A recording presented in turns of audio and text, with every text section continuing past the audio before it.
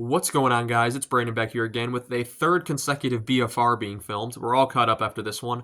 Game 58 against the Utah Hockey Club in Utah.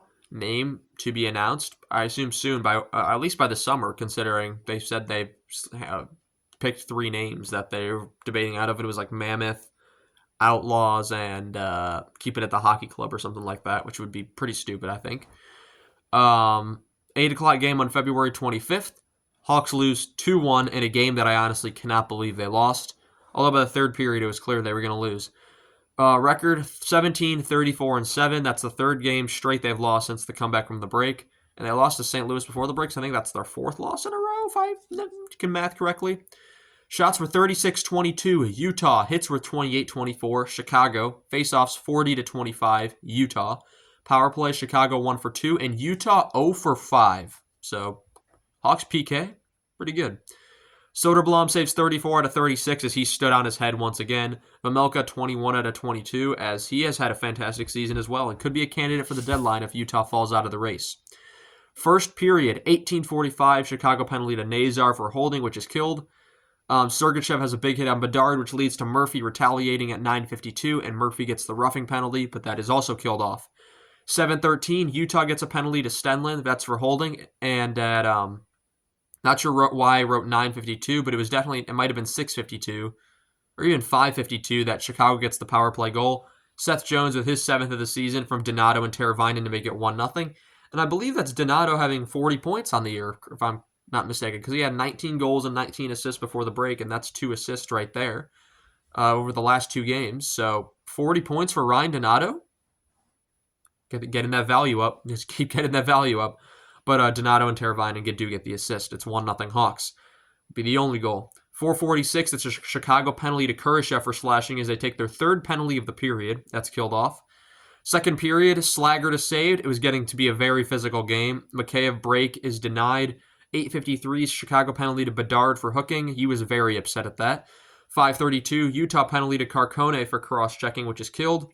3:30, Chicago and Utah both get penalties. Smith and Dursey go to the box coincidentally for unsportsmanlike conduct, so it's 4-on-4. And with 44 seconds to go in the period, I said if the Hawks can get out of this period, they have a chance to win the game. They don't.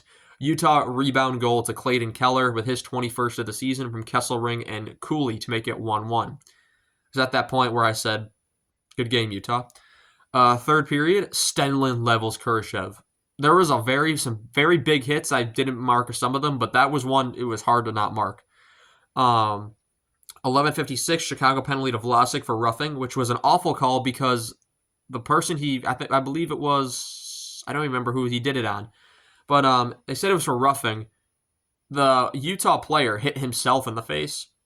I mean, it was his own glove that came up and hit his face. It was Vlasic was really just kind of holding him off. I mean, he'd even make any direct contact with the face. I'm not sure how they messed up that call. Utah was in full control of the third. Doan hits the post. Weird, I'm not thinking. I remember Shane Doan playing a long time here. It's always weird to hear Josh Doan. Soderblom is standing on his head. Soderblom, but at 7:48, Soderblom eventually cracks. It's a backhand goal from Lawson Krause. Pretty beautiful goal from him. He was struggling to start the year. He's starting to come on. 9th of the season from Doan and the former Blackhawk Olli Mata to make it 2-1. Soderblom is pulled at 1:55. Timeout at 1:54. Bertuzzi is saved. Hawks push. Nazar has a whiff on a wide open net, and I started laughing to myself. Bertuzzi then has a perfect chance that also misses. Nazar fumbled at the last 10 seconds. I can't even describe Nazar is sitting there about 10 feet from the net. He has the puck on his stick, and he's like, I'm not sure what he's waiting for. He's just standing there. 10 seconds, 9 seconds, 8 seconds, 7 seconds, 6 seconds. He throws it over to Donato, who is half covered, and of course the puck goes the other way. It was just Nazar, you made a fantastic play the last game, and you just completely reversed that with what you did there. I don't even know what to say about that. And then, that was my last note of the game. It was just unbelievably. I started laughing to myself because that's the type of stuff this team's doing this season. But that's going to conclude this BFR. We're all caught up here. I want to thank you all so much for watching this video, and I shall see you all in the next one. Have a good one.